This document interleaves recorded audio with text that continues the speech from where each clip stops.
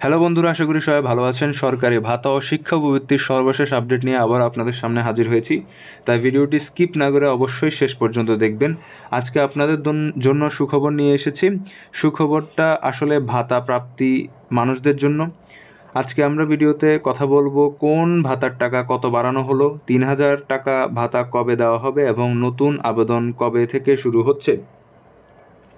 মূলত বিগত অর্থবছরে বিভিন্ন ভাতার পরিমাণ যদি আমরা দেখি, বয়স্ক ভাতার বিগত ২৫-২৬ অর্থবছরের নিয়ম অনুসারে দেশের সাধারণ বয়স্ক ভাতার টাকা ছিল ৬৫০ টাকা। বিধবা ভাতার ক্ষেত্রে বিগত ২৫-২৬ অর্থবছরের নিয়ম অনুযায়ী দেশের অসহায় বিধবা ভাতা ছিল ৬৫০ টাকা এবং গর্ভবতী এবং মাতৃকালীন ভাতার ক্ষেত্রে যদি দেখি, পূর্বের নির্দিষ্ট নিয়ম অনুযায়ী উপকারভোগীদের দেওয়া হতো ৮৫০ টাকার মতো।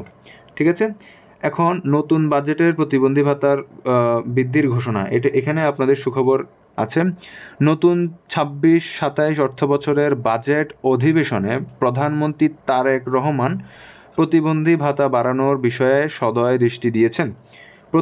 প্রতিবন্ধী ব্যক্তিদের বিভিন্ন আন্দোলনের কারণে তাদের প্রতি মাসের ভাতার ১০০ টাকা বাড়িয়ে দেওয়া হয়েছে। আগে ৯০০ টাকা ছিল, এখন ১০০ টাকা বাড়িয়ে ১,০০০ টাকা করা হয়েছে। আগে ৩ মাস মেয়াদে প্রতিবন্ধী ভাতা ২,৭০০ টাকা থাকলেও নতুন নিয়মে এখন থেকে মোট ৩,০০০ টাকা পাওয়া যাবে।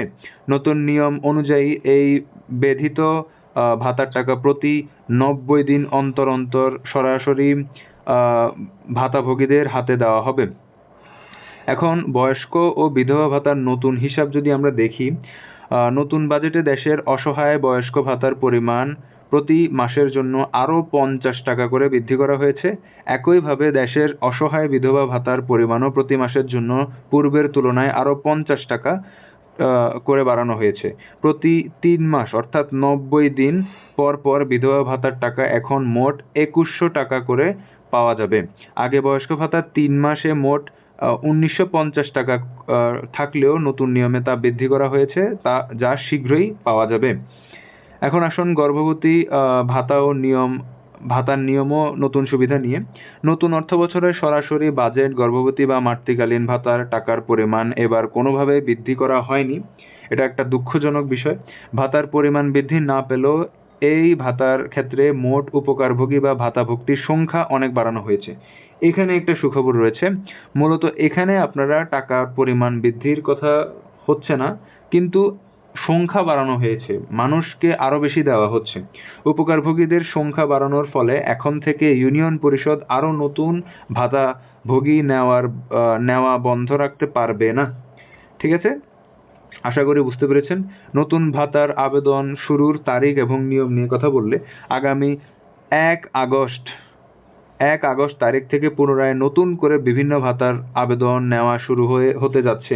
যারা এখন পর্যন্ত কোনো ভাতার তালিকায় নাম লেখাতে পারেননি, তারা নতুন করে আবেদন করতে পারবেন। নতুন নিয়মে কিভাবে ঘরে বসেই আবেদন করতে হবে তা পরবর্তী সময়ে বিস্তারিত জানিয়ে দিব। তাই আমাদের চ্যানেলের সাথে অবশ্যই যুক্ত থাকবেন। ধন্যবাদ। আশা করি সবকিছু বুঝতে পেরেছেন। আজকের আপডেট এই পর্যন্তই। যদি আপনাদের কোনো প্রশ্ন থাকে অবশ্যই কমেন্ট করে জানাবেন। যদি ভিডিওটি ভালো লাগে অবশ্যই লাইক করবেন। আজকের আপডেট এই পর্যন্তই। ধন্যবাদ। দেখা হবে পরবর্তী আপডেটে।